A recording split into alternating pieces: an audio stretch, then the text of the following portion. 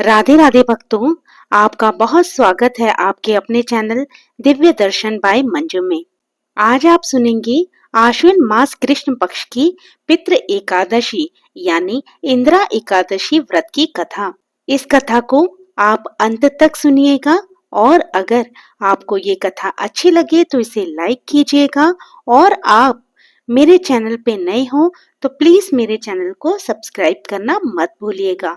तो भक्तों, चलिए बिना विलंब के हम कथा को प्रारंभ करते हैं। भगवान श्री कृष्ण की भक्ति से भाव विह्वल होकर अर्जुन ने कहा, हे प्रभु, अब आप कृपा करके आश्विन मास के कृष्ण पक्ष की एकादशी की कथा को कहिए। इस एकादशी का क्या नाम है तथा इसका व्रत करने से कौन सा फल प्राप्त होता है? कृपा करके विधान पूर्वक कहिए।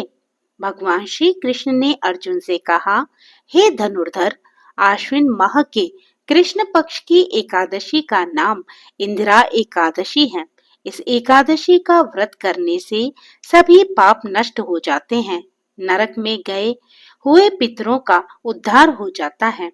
हे अर्जुन, इस एकादशी की कथा के श्रवण मात्र से ही मनुष्य को अनंत फल की प्राप्ति होती है। मैं ये कथा सुनाता हूँ, तुम ध्यान पूर्वक इसका श्रवण करो। सतयुग में महिष्मती नाम की नगरी में इंद्रसेन नाम का एक प्रतापी राजा राज्य करता था। वह पुत्र पौत्र धन धान्य आदि से पूर्ण था। उसके शत्रु सदैव उससे भयभीत रहते थे। एक दिन राजा अपनी राज्य सभा में सुखपूर्वक बैठा था कि महर्षि नारद वहां पधारे।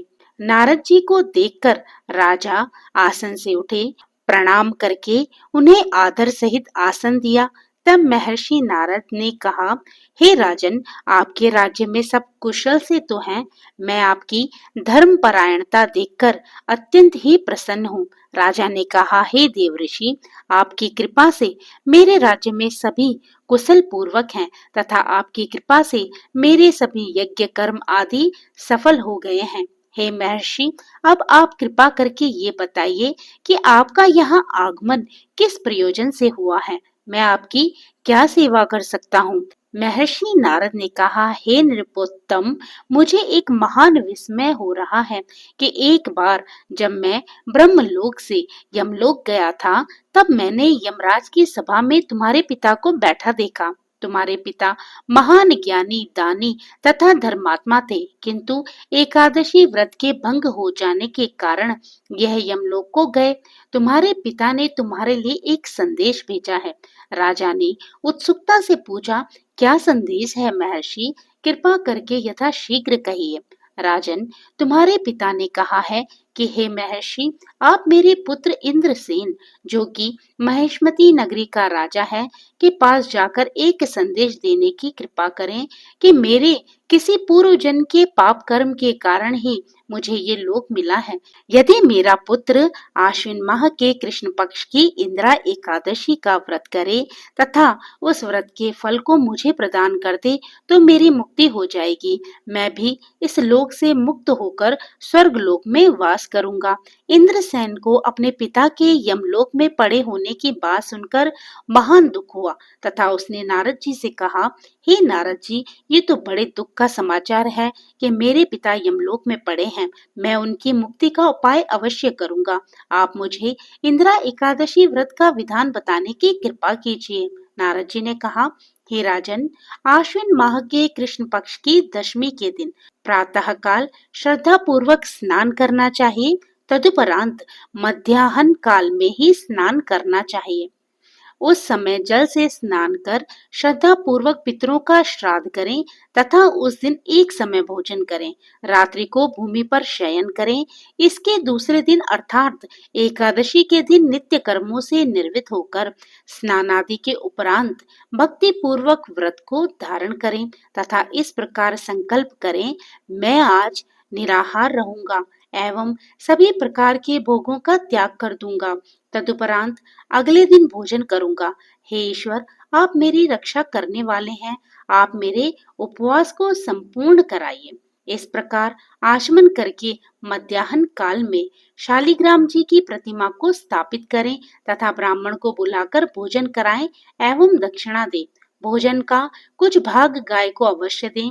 भगवान विष्णु का धूप दीप नैवेद्य आदि से पूजन करें तथा रात्रि में जागरण करें।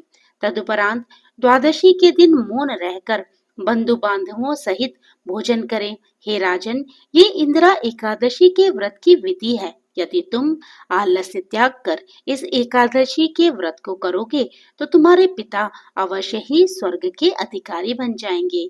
नारद जी राजा को सब विधान समझाकर आलोप हो गए। राजा ने इंदिरा एकादशी के आने पर उसका विधान पूर्वक व्रत किया। बंधु बांधवों सहित इस व्रत के करने से आकाश से पुष्पों की वर्षा हुई तथा राजा के पिता यमलोक से रथ पर चढ़कर स्वर्ग को चले गए। इस एकादशी के प्रभाव से राजा इंद्रसेन भी इहलोक में सुख भोग कर अंत में स्वर्गलोक को गए। भगवान श्री कृष्ण ने कहा कि हे सखा, यह मैंने तुम्हारे सामने इंदिरा एकादशी के महात्म्य का वर्णन किया है। इस कथा के पाठ एवं श्रवण मात्र से ही समस्त पापों का शमन हो जाता है तथा अंत में मनुष्य स्वर्ग लोक का अधिकारी बनता है। तो बोलिए विष्णु भगवान जी की जय हो। तो भक्तों, ये थी इंदिरा एकादशी की संपूर्ण कथा। ये कथा अगर आपको अच्छी लगी हो तो आप इसे लाइक कीजिएगा और अगर आप मेरे चैनल पे नए हो तो प्लीज मेरे चैनल को सब्सक्राइब करना बिल्कुल भी मत भूलिएगा। तो भक्तों, प्रभु का नाम लेते रहिए और पुण्य के भागी बनते रहिए। जय श्री कृष्ण। राधे राधे।